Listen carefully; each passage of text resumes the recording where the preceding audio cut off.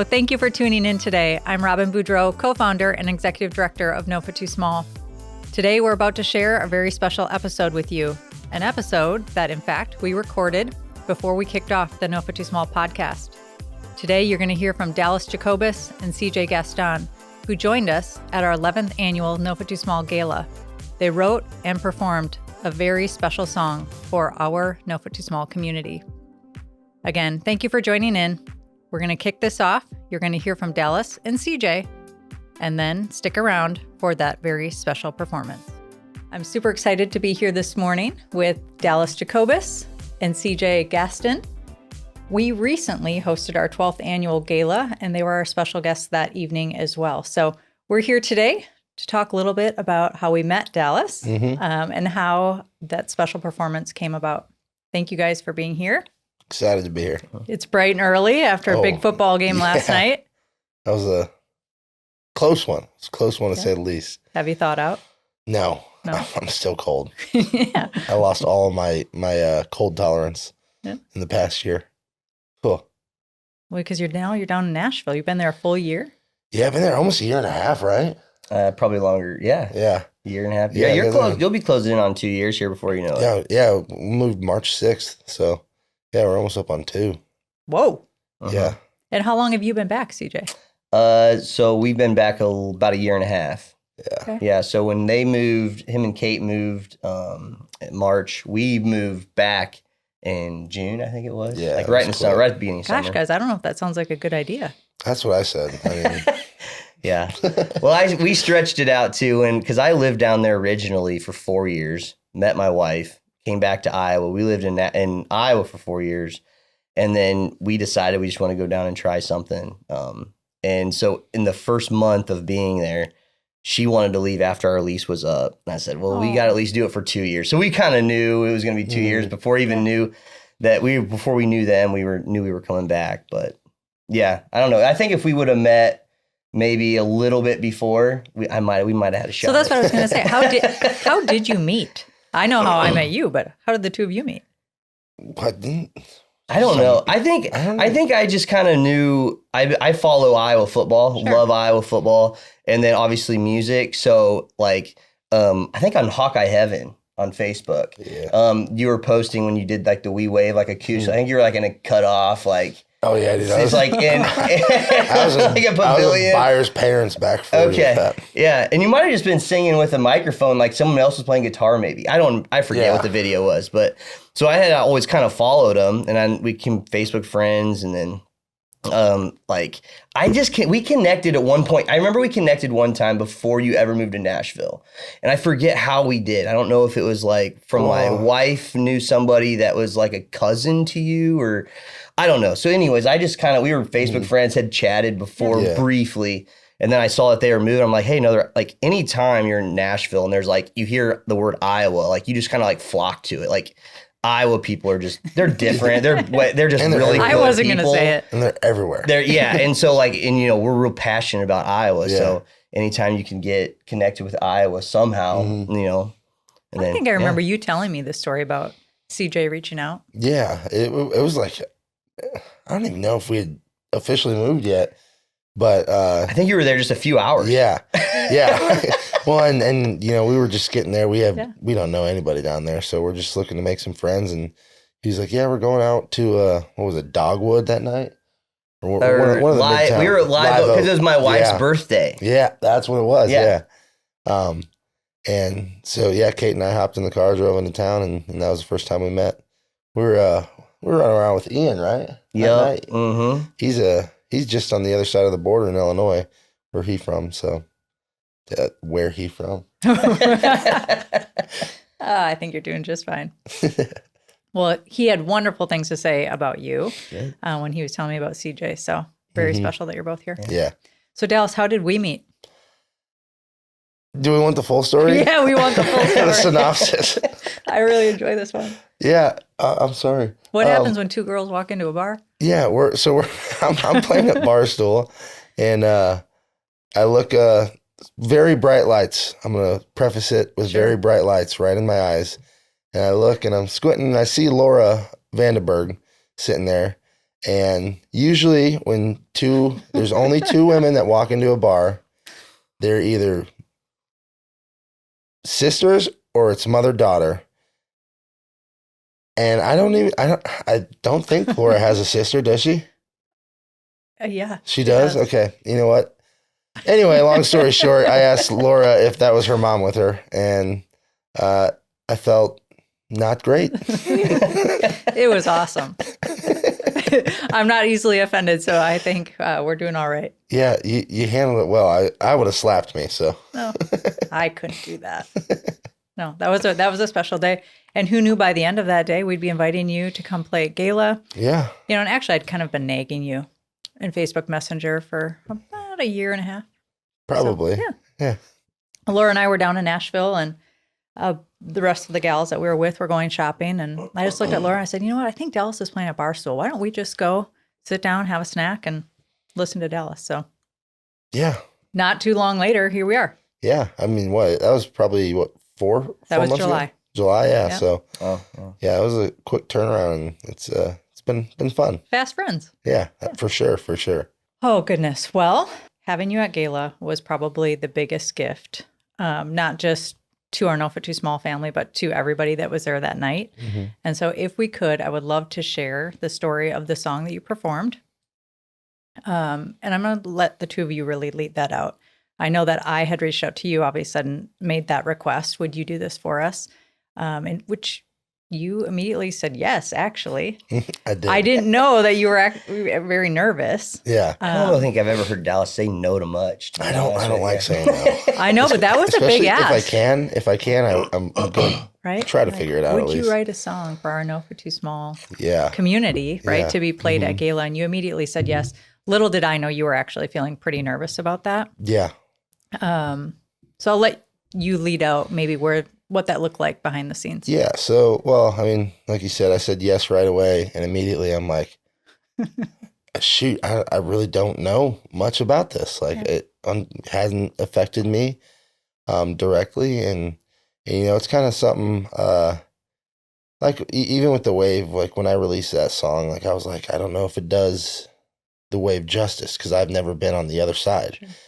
And it was the same thing with this song. I was like, I don't know if I can truly capture the heaviness of, you know, what happens and what the families go through. Sure. Just because I've never been. And I was sitting there and then I'm like, I got to get somebody in on this. And then I remembered CJ had opened up to me about their story, which I'm going to let you share. I was like, CJ's my favorite guy to write with. By far. You tell me this all the time. Not even close. I mean, I've been in rides with so many people where in the first 10 minutes, I'm just like, all right, let's just get this song over with. So I can, should we just go? Let's be done here. Yeah. And you know, CJ and I we'll do a 4-hour ride, and about 30 minutes of it is a song. The rest of it's just hanging out and talking. But yeah, I'll let you I guess share your side of that. Yeah, so I had never heard of 𝘍𝘰𝘂, and then he called me up.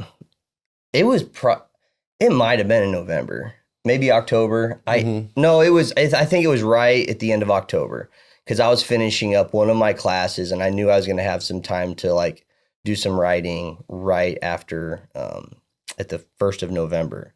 So like I think you just kind of discussed it like, hey, I got asked to play this. I'm going to play that. Write a song, and it's like, I know you guys, and like super respectful too. And I'm an open book, you know. Dalles and I, we talk about anything and everything. Like we're not shy about it, but he's like, you know, I know you've went through these things, you and your wife have. So like I don't have it just wouldn't be authentic enough if it just came from me. He goes, would you mind helping me write this? Mm-hmm. So it's like, yeah, absolutely. So I kind of. When he said that, I actually started messing around with a bunch of stuff, just like melodies, lines, lyrics, just throwing a bunch of things. I had actually something I really liked. And then there's a song that I had written in 2019 that kind of came back to me. Like I just forgot about it. Sure. So it just kind of came back to me. I'm like, you know, this could be a really fitting song. We'd have to change a lot to it, but I couldn't remember it. Right. The song that I had written in 2019, I posted it on Facebook, but the content on Facebook, like it showed that like there was a gray screen on the post. So like I could see the post and the thing that I wrote, but I couldn't see the actual video. So I went in my phone, found the date, still on my phone. The video was taken away, or was no, it was like, I think it's something to do with like my iCloud. Okay. I've tried recovering a lot. I have like 1,000 voice memos in my phone and all kinds of videos that I've just over the years from writing and stuff that, and a lot of them, I got a new phone last Christmas. So transferring to new device device I don't takes know if like my 4 iCloud, hours. I've been trying to recover it and I couldn't figure it out. So I sat down and I just started playing with it. I remembered some of the lines, some of the melody a little bit, couldn't remember much of the guitar part. And then it kind of came to me. I remembered the first verse and most of the chorus. And so the first time we sat down to like talk about anything with it, I said, here, I got this little song here that I had written for which the reason why I wrote the song that was written in the first place, because what we wrote is different. I mean, it's a different song, Yeah. But the reason why I wrote the song is I'm a school teacher, and I had a student that the year after I taught him, he got sick and passed away. So I wrote a song in the perspective. Gives me goosebumps. I wrote a song in the perspective from him that he had made it to heaven. I'm going to be good. Right. I'm up here, like kind of to everybody is like, I guess I'm always, when there's a problem or something going wrong, I try to like spin it into the most positive way possible. Just kind of my nature, I guess. But I love that so much. That is actually the core of No Foot Too Small, right? Yeah, 100%. And so I showed him this and he's like, yeah, dude, I think like that's it. Yeah, well, shoot, he sang it in the first line, the "Hey there, Daddy," or what it was. Hey, everybody. Hey, everybody, just checking in. Yeah. I just made it here. Just got fitted for my wings. They're still kind of hard to steer. I was like, holy! Like I'm emotional, but I do not like. Well, right now, yeah. Like when he did that, your I'm eyes like, have teared up a few times already. Dang. Like, yeah. It was. I was like, yeah, that's it. We gotta run with that one. I'll tell you what. There was almost 800 people in the room that night at Gala, and those first 2 lines came out, and I think all of us were like, "Oh no, it's game over." They almost didn't come out. I don't. Thank heavens that mic went down. I don't know if you remember. Yeah, well, the mic went down, which was perfect. I needed that to compose myself for a second, but everything's set. We're going to run right into it. All in all, it was actually pretty smooth, like between the audio engineers and everything. But I go to sing and I go, "Hey, Dad." And I was like, "Oh, what's the second line? What's the second line?" Yeah. I was like, "Just play it off. You did. You did it like you did 3 times, I think. Yeah. But like I went back and rewatched it. I'm like, that's like it actually made it better. Like it was like the suspense of it, and then it just rolled, and you did a great job. It was like, "Hey, Daddy," twice. Yeah. Well, and then I didn't sing the right melody. I was singing the melody to the second verse with the first verse, and they have different guitar parts. Guess what? None of us knew the difference. Yeah. Well, even like going back and watch it, like when I did it, I was like, dang it. And then I went back, I was like, oh, it was still in tune. But, yeah.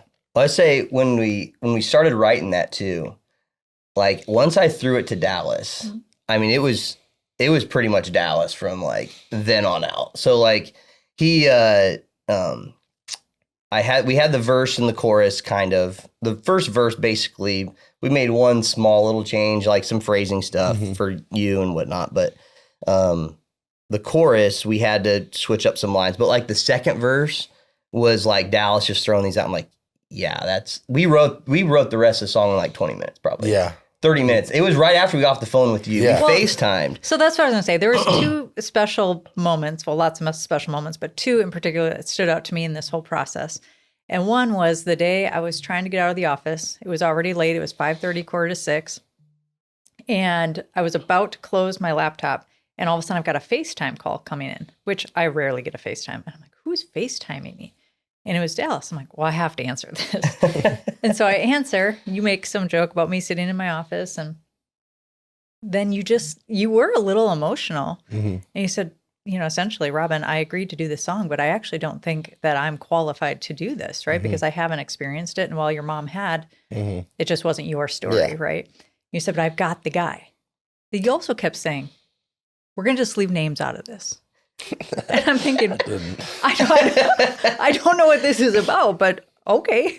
Yeah. And so that's when you shared that CJ was going to join you in this project. I was like, I don't like, so when I talked to CJ, he was like, yeah, I'm going to talk to Kendall. And then I'll let you know if she wants, it's something she's ready to be a part of.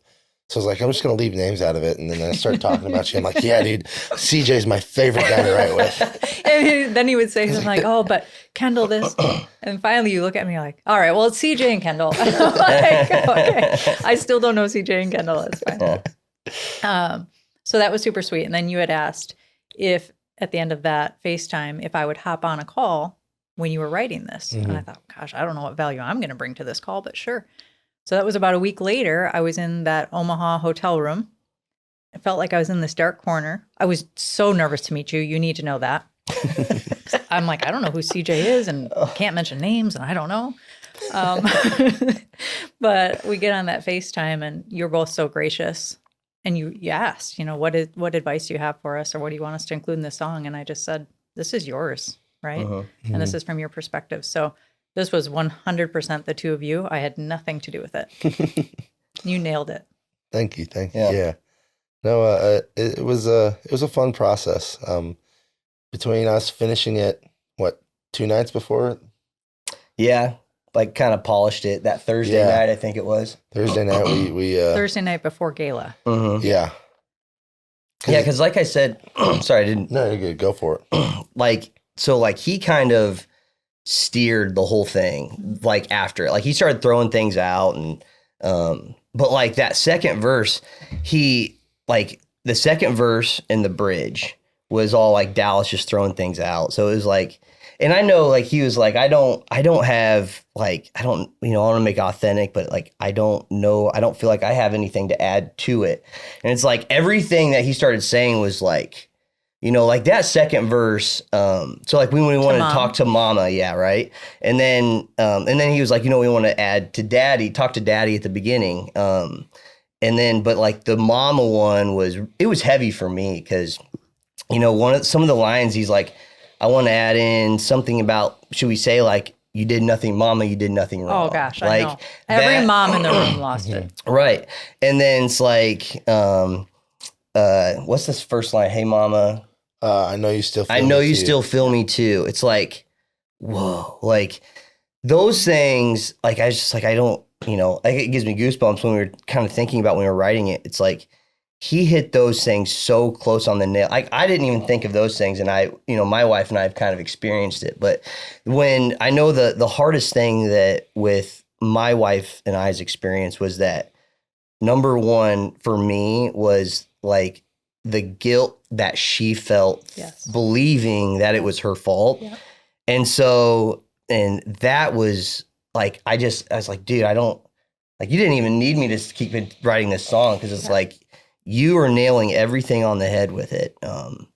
So I just, this whole process, it was I really didn't do anything. To be honest with you. I really didn't. I had something from 5 years ago that I had written that we were able to, I say he was able to kind of just put it into this beautiful piece of music that, it was awesome.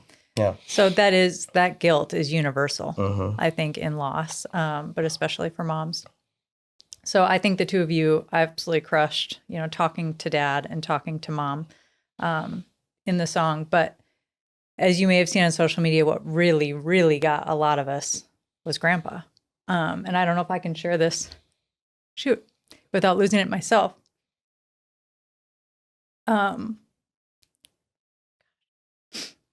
Obviously, we lost our son, Bo. That's why No Foot Too Small exists today. But then I also unexpectedly lost my dad in 2021. And so that whole piece about I'm here with Grandpa, my best friend says his name is Grandpa, and that I look like you. Toast. That was really, really special. And I know touched a lot of families in the room that night. 100%. So whoever added that, man, Well, that's what the way when we wrote this. I wasn't gonna cry today. No, shoot, me neither. You got me. When I told him, we called. Did we talk? We talked the next day. We talked Sunday morning because I was at my nephew's basketball game, and after, because I think you shared that with him, and looking back on when we wrote it and everything, like how fast it came out, it was like we did not write that song. Like it was just like, boom, there's that line. Boom, there's that line. And he's like, I think we need to do a bridge. I'm like, okay, cool, let's do a bridge. And he's like, I think we just need to do Grandpa. I go, okay. Like it was just so natural that there were others involved in writing that song. That wasn't us. That was because that was probably the easiest lifting we've ever done working together. Yeah. I would say we didn't think at all. And we like to pick lines apart and like, probably really, drives really us nuts. Perfect lines. And I mean, there's a point where like, should we change that? No. Okay. Yeah. And like, they're already good. You couldn't beat them. Yeah. Like, well, I think I text you that, right? Like we say our angels are really sneaky like that. I mean, they are just, hey mom, hey dad, this next. Yeah. Yeah. Well, they were there inspiring and helping you for sure. That was actually one of the reasons my mom wanted to say she was sorry for not introducing herself as having lost dad. That was extra special. So absolutely. Oh goodness. So what next? What are we going to do with this song? Plan right now. I'm in the works of getting what's called a scratch tape made. So we can do the full Is it like recording. the old school tape or what's the script? So, I mean, essentially what a scratch tape is. Actually, I'm a lot older than you. Do you even know what that is? Yeah. He's like 10 years younger than me. He probably doesn't even know what a CD is anymore. Oh, dude, I had a cassette player. Really? That was my first music machine, yeah. First music machine. I got it in the, we had a birthday party at the Holiday Inn. That's right. But, yeah, no, so what basically what a scratch tape is, it's the very first cut of a song. Basically, you just pick the tempo, pick the key, and you perform the song. And from there, you build the track around it, which not everybody does that, but that's how we do it. So I'm working on that scratch tape, and then we're going to do get all the stems back and figure it out from there. Well, you have a lot of folks who are waiting for it. I can tell you that. Yeah, it's and thankfully, CJ and I had talked about the production on this song, and I don't think you don't add too much to it. I mean, just guitar. So it'll be a simple one to figure out for sure. You know what I didn't ask you yet? What did your mom say? Because I was so excited for you to surprise your mom with the song. I didn't let her hear it before. You didn't? No. So she saw the video. So I wasn't the only one. No. Good. No. I asked you if you wanted to hear it, just to I guess, see if it was something you wanted to go through with, because I mean, you put a lot of faith in us. Absolutely. I know. Absolutely. Never knew me, never met me. Like one dark FaceTime video. Yeah. I mean, it's. I had full trust in you guys. I mean, I've seen a lot of things in the music world where you have expectations and they don't even get close. So, well, I think I said to you that night, especially. First of all, Gala is my favorite night of the whole year. It's a roller coaster of emotions, but it's my favorite. That is really the only thing that I get to experience. Right? Was your song. Everything else, I for the most part know what's going to happen. Right? What the team has orchestrated. But that would be the one thing I could truly feel for the first time that night. So it was very special. You probably saw me digging around on the floor trying to find Kleenex. Like, oh boy. Well, I think in the video that Kate took, you were right. You and your husband were right. Like Dalles was in between you two, and it was like, what perfect spot for that. And then I could see you reaching for tissues. My wife was the same. She was a mess because I hadn't played it. I played it for her the night before, that Friday night. I played it for her. Like, she had heard and kind of remembered some of it, but I played the new what we had for this, and she's like my hardest critic Yeah. when it comes to any music that I do. Tough She's love. not shy to tell me this is that's really bad, or it's like, man, your voice doesn't sound good with that song, or like, she's not shy, which is I need that. That's good because sometimes I probably think I'm better than what I truly am, but I just looked over and like in the second verse, I could like hear her like sniffing, and it's like, and then I started crying when I was playing it, and then like I was just trying to like not hear her, and she was just straight up sobbing, like I mean in a good way, like I mean it's sad, it sucks, it's not a song you want to hear, but in a moment, in a sense, it gives you some peace and whatever comfort you can find. It something that she's been longing for any ounce of it, right? So, but yeah, it was that was a heavy moment when I played it for her, and I played it for that night before. So, yeah. But it really is. It is the definition. It is a perfect example of grief and joy coexisting, right? We talk about that all the time in 𝘍𝘰𝘧𝘐 Too Small. If we just allow them to exist together, it's a really beautiful thing. So I think we got so sidetracked. What did Mom say? Oh, I'm sorry. Oh, yeah. No, it was my fault. So my mom usually has a lot of words to say about anything. And she said, I just saw the song, You Make Me Proud, Son. Oh. Yeah, so. You made us all proud. Both of you did. I've actually played that in Nashville at a few of the shows. You cultivate crowds. Yes. So when I'm doing acoustic sets, my goal is to cultivate a crowd that is listening for the music, Right. and wants to hear, really good, well thought out songs. And they want to connect. Yeah. Yeah, exactly. And because, you have people that are there, and there's nothing wrong with, the upbeat honky tonk songs, but they just want to do that, and they want to drink, and they want to, just have fun. But, when it's me and a guitar, I'm looking for a crowd that, wants to connect, wants to hear the colder weathers, or the oh gosh, the Tim McGraw's. Why can't I think of that? Live Like You're Dying. Live Like You're Dying's. The Cody Johnson Strongers, like the Jelly Roll 𝘱𝑒𝑚𝑒's, like because that's as a songwriter, you see songs that are just so well written, and you're listening to a song and you can picture it in your head, like that. That's what, like, the music I love, and That's what I love. That's what I love. 100%. Yeah, and songs that came from a place of understanding. Yeah. And so I just love doing that. So I'll cultivate those audiences, and those are the audiences that are like, play originals, and so I'm like, guys, all right, I'm gonna cry. You guys might cry, but I just wrote this song and I really like it. So, And guess what? And in that moment when they cried, they healed this much more, right? Yeah, and it's I never realized. I knew it was it affected more people than most people realize. But I mean, every time I've played it, I'll take a break and get off stage, and somebody will grab me, Absolutely, and share their story. And it just goes to show, your mission, shows a lot of people that it's not just them.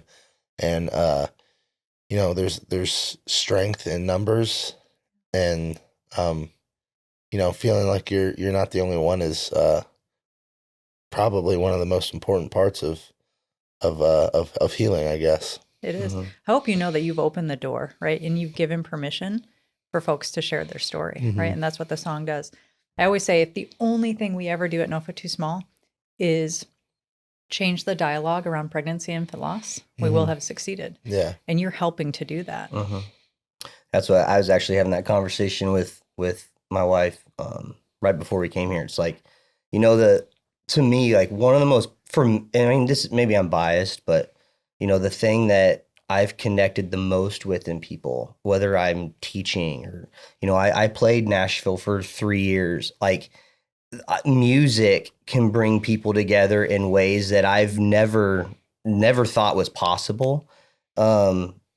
Music in a relationship before, brought me to something of this, 𝘍𝘰𝘧𝘐 Too Small, that and music took me to that. You know, not the losses and the things that my wife and I experienced. That didn't even lead us to this. It was music. Right. And I was telling my wife, I go, this song it can really open the door for a lot of people. And it's, I'm buzzing. It's probably her, honestly. But this song, I truly think everybody can connect to it. Everybody, whether they've experienced it, a family member's experienced it, a friend, it's something that we can all connect with that does, like you said, it doesn't heal you, but it can provide you a little bit of light when in your darkest hour. Mm-hmm. So no, I just appreciate it just for me on my standpoint, and like, cause this is not about me at all, but I'm real thankful for just the opportunity that, that you guys met, and then you asked him to play, and then he thought of me to be able to do this song with him and help him write it. And so it's just been a really cool whirlwind for my wife and I the last month, especially too. So, love this organization. That night I had no idea what the organization was. And then you go to that night and it's like, wow. And by the way, is it Gala or Gala? Well, I don't know how. My wife and I had this argument. So it's Gala. You're a teacher. I said Gala. There is one consonant between two vowels. Amen. Am I right? Yes. It's Gala. Gala. But it's also English. So no rules. Oh, yes. This comes up every year. But yeah, I actually wanted to circle back on what you said. Because when we first started talking about it, you were pretty adamant that it wasn't your story. It was Kendall's story, and you caught yourself there. You've kind of changed your thought patterns around it, where you said, "My wife," and you included yourself in that. When we were writing the song, the first verse, we decided that I threw it out that I wanted to sing the first verse to Daddy. Yeah. And he goes, no. Like, he goes, this is not my, battle. And I go, I mean, it is like, and then I shared that with you, and you said, that's awesome because the dad is sharing the story this year. Yeah. And I was like, and I understand where you're at because, at the end of the day, it wasn't you, carrying the child and growing the child. But, at the end of the day, it is yours, your loss as well. And I thought that was a cool. I love that. Because we did have that was the only thing we really had a full conversation on was whether to include, the first verse writing to Dad or not. And not because dads don't matter, but, CJ just said, like, no, I don't want to take any attention away from what the mom goes through. And but it is your story too. And I'm glad you called it out because I heard you catch that also.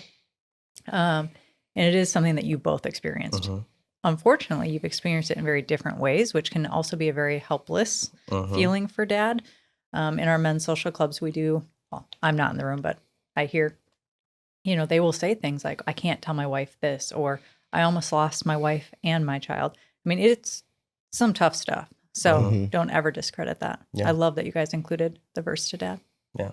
Yeah, I was really glad we did that too. Because I know for me, from my standpoint, I try to be a problem solver. Like as a teacher, like I'm just trying to help others. Right. Like I never think about myself. It's just something I've never done. Mm-hmm. So it's like, but then, looking back on it too, some of the things, like I said, the hardest things for me were not being able to be that support system for my wife that I've always been. And like, nothing I can do can change anything. There's nothing I can say. So, for me, learning from her, like our experience, just being present and just being supportive in whatever way I can. But, that's why it's hard for me because I can't explain word for word how she's feeling. But, so I was always reluctant on like, I feel like we need to take the focus off that. But then when it was Ryan, right, who was the speaker that night, it was like, this is Well, my husband, perfect. Ryan, spoke. He read the letter to Bo, and then Brandon that's shared who, Betty's Ryan. story. Okay. Yeah. And then even just so, and that's where Ryan, when he was speaking, like, and he was, this is the first time I've ever been to the event. And the first thing, and one of the things that he was saying is, I've always written a letter from Bo's perspective. Right. And then it's like, we just wrote a song. Yes, From we did. And the baby's perspective. Ryan shared that with me afterwards.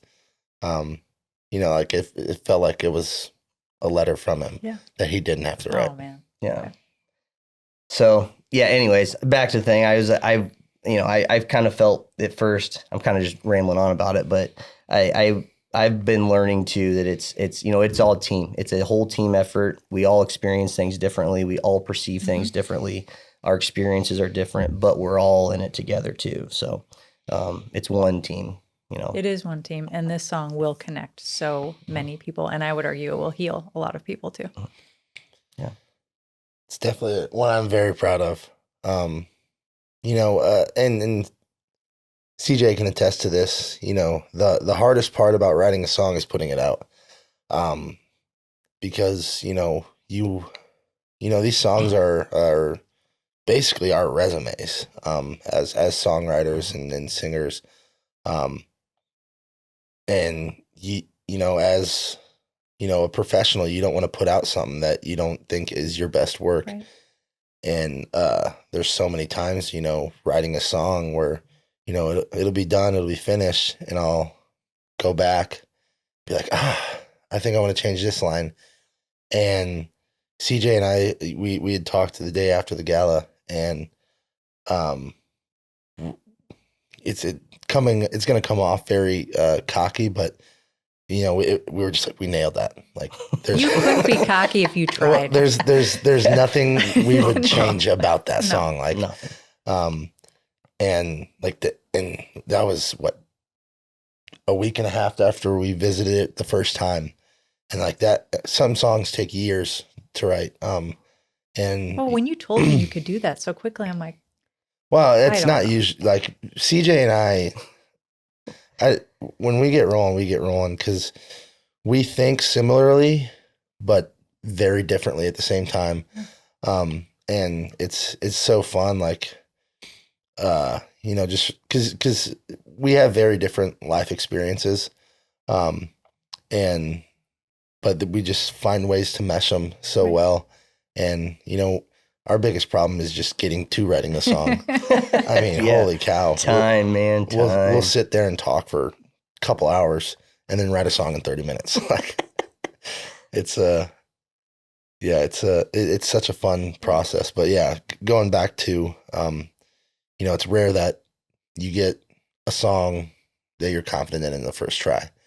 And that was, kind of going back to, it was kind of handed to us. some divine intervention. Yeah. Yeah. Super special. For sure. This one's going to live on for a long time. So thank you for that.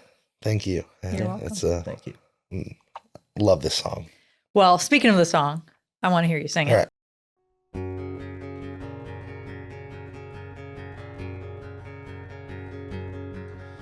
Hey there, Daddy, just checking in. I just made it here. Just got fitted for my wings. Still kinda hard to steer.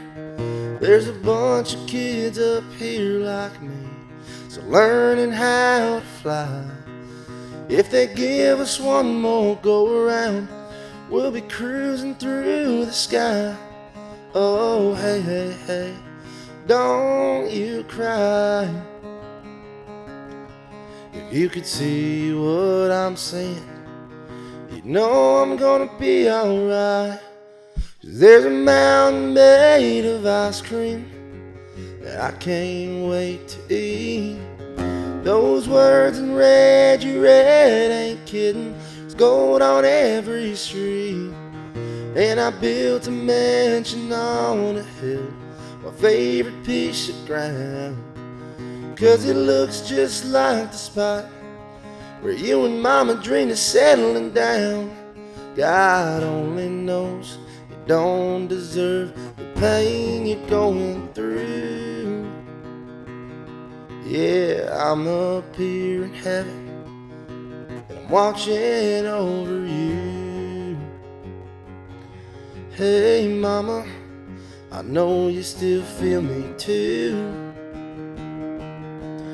Even though you can't see me, I'm still right there with you. Hey mama, just know you done nothing wrong. God said he done such a good job on me.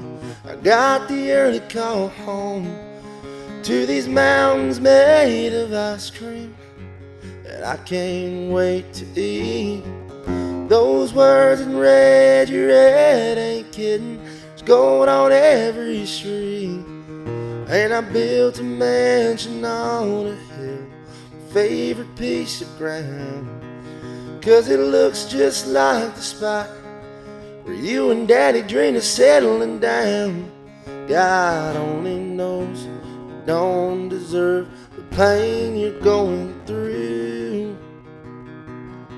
Yeah, I'm up here in heaven, and I'm watching over you. My best friend says I look like you. He says his name is Grandpa. I think you'll like him too. These mountains made of ice cream that we can sit down and eat. Those words in red, you red, ain't kidding. Gold on every street, and I built a mansion on a hill, my favorite piece of ground. It looks just like the spot where you and Daddy dreamed of settling down. God only knows you don't deserve the pain you're going through. Yeah, I'm up here in heaven, and I'm watching over you. Yeah, when you get here to heaven, I'll be waiting here on you.